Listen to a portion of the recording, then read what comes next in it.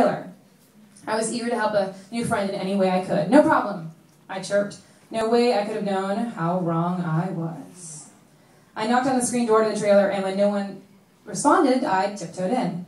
No one was around, so I gently put down the high-fiber, protein-rich, calorically correct plate of food and turned to go. That's when I noticed an already mauled additional plate of grub that looked like a meal made to feed most of the hungriest parts of Africa. A half-eaten tub of lasagna, a mangled basket of garlic bread, other chewed-up carb bits, and then also the loneliest untouched plate of vegetables ever prepared for a gluttonous bastard. So sad. The whole thing was just, ew. I shuddered and began tiptoeing back out of the disaster zone that was his trailer, and then I heard, "Why so fast?"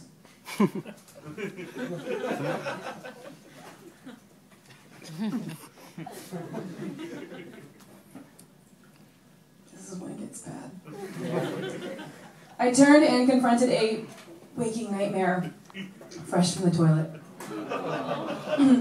The director emerged with jeans buttons bursting, swooped up the diet plate, and disappeared into the back of the trailer. Did I really just see that? I'm afraid I had. Now, out of view, I could still hear him gobbling and slobbering up the diet plate, which was obviously one serious misnomer. I turned to walk out, and then the beast called out, "Come in here." "Thanks," I offered meekly, "but I really should go." And that's when it happened again. "Don't you know who I am?" He ticked off a few of his bigger box office blockbusters, hoping to jog my memory, and I couldn't help myself. "Oh, no, sorry, doesn't ring a bell." "Oh, no, I never saw it." "Oh, yeah, I saw the trailer for that one, but no, I didn't see it." I turned again to leave. Wait, he begged. Slowly, like in a bad horror movie, I turned around once more.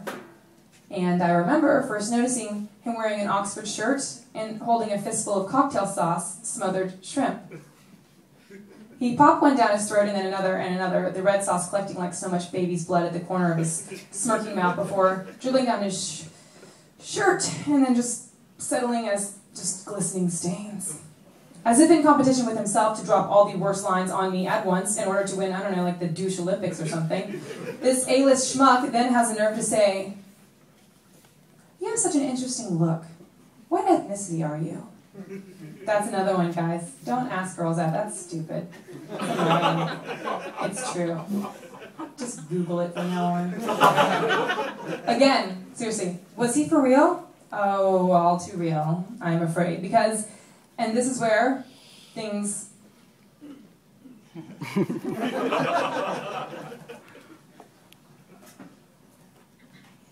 is getting a bit bad. This is where things crossed over from merely disturbing to downright horrific. That was the exact moment I noticed what was either a tiny, gnarled doggy toy or this adult man's penis being stroked by his own stubby hand. You guys can take a drink of your water too. Oh, this is really exciting though because he clearly is the winner and still champion. Douche Gold would be his. I mean, what the fucking fuck? Seriously? He was sitting there jacking off in front of me. He was masturbating. That's right, right there. With shrimp in one hand and me standing in front of him masturbating. Masturbating. I'm not even kidding. He was masturbating in front of me. With it's so small in front of me, I didn't even know if it could work. It was right there. He was masturbating.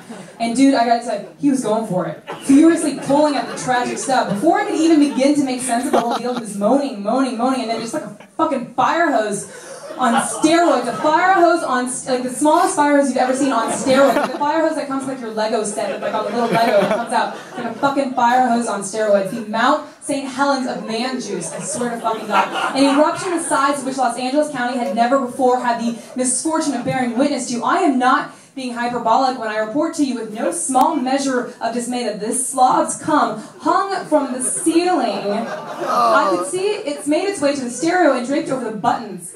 Collateral damage had even claimed the doorknob, which was so integral to my escape, and thus my sanity. In terms of thinking on my feet, this may have been amongst the proudest moments. There was nothing to say, so I didn't bother trying. Instead, I quickly located a Taco Bell wrapper, threw it around my hand, and reached for the doorknob. For all I know, the director was calling out for me to stay longer, but I didn't really hear a thing.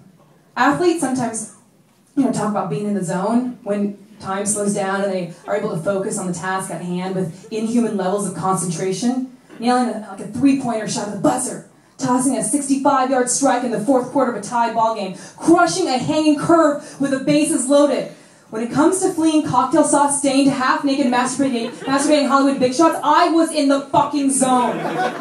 Before I knew what had happened, I was through the screen door to the other side, leaning safely against the wide side of the trailer. Freedom. We've all heard tales of the debauchery and Rome-like orgies that take place in eternally flesh-loving Los Angeles. For the hedonistic, there is no shortage of three-way, four-way, or even five-way action that can be had. There is no want of coke and hooker field parties to attend. We know this. And yet, nothing really can prepare you for confronting what I had just seen.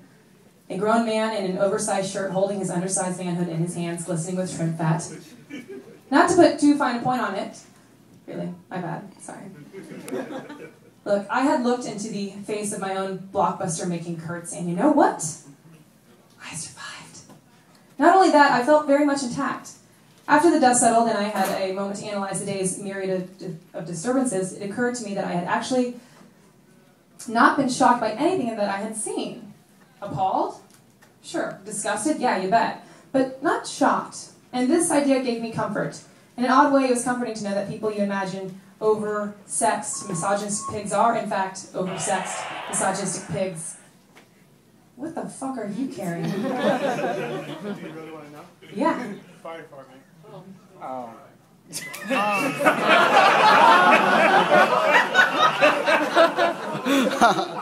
There's a guy back there with cancer. Your mom's got fucking cancer. There's a fucking fire going on. Anybody else want to fucking come in here and just slap my mom? My mom's here if you want to slap her. Everybody, ruin my fucking first reading. Let's start again from the beginning of the chapter. Basically, it made me realize that sometimes people are exactly who you expect them to be, and it helps me out in this life because sometimes people are assholes and you realize that they're not as awesome as you think they are, and therefore you don't get nervous anymore. Yay! Do you guys want me to read more? I have more.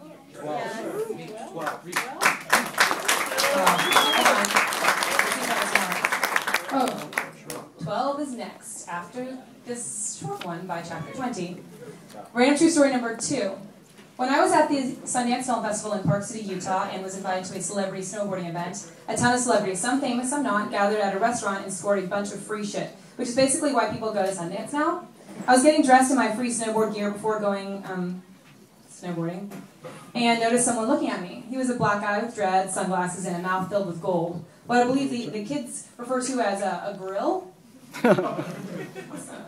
Fireman probably knows that because he was black. So this guy approached and said hello.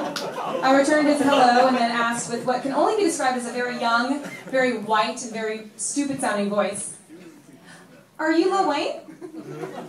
He stared for a second, looking not incredibly psyched. Then he responded, "No." An awkward beat went by, and then I asked in the same young, stupid white girl voice, "Oh, are you Lil something?" Again, not psyched. "Lil John." Right. I knew he was Lil something. I just couldn't figure out which Lil he was. Lil John, got it. It was an honest mistake, right? Okay, thanks, bye. Chapter 12. Last chapter, soak this fucking shit up, people. Chapter 12. Muscle relaxers and swimming fully clothed don't really go together so good. Where are the lesbians in the building? Oh, you're not? You are very manly looking lesbian in the literature section. With the black. No? No. That one. That lesbian. Alright. What's up? Yeah, I'd totally finger bang you. Faux show. I've never been into stimulants. I've never smoked weed or done mushrooms or ecstasy or any drug that wasn't prescribed by a doctor. Never even smoked a cigarette. I drink from time to time, but not that much. Not because I'm a saint or conservative or think there's anything wrong with doing recreational drugs, as long as you don't hurt anyone, by the way. I just have never had any desire to do them.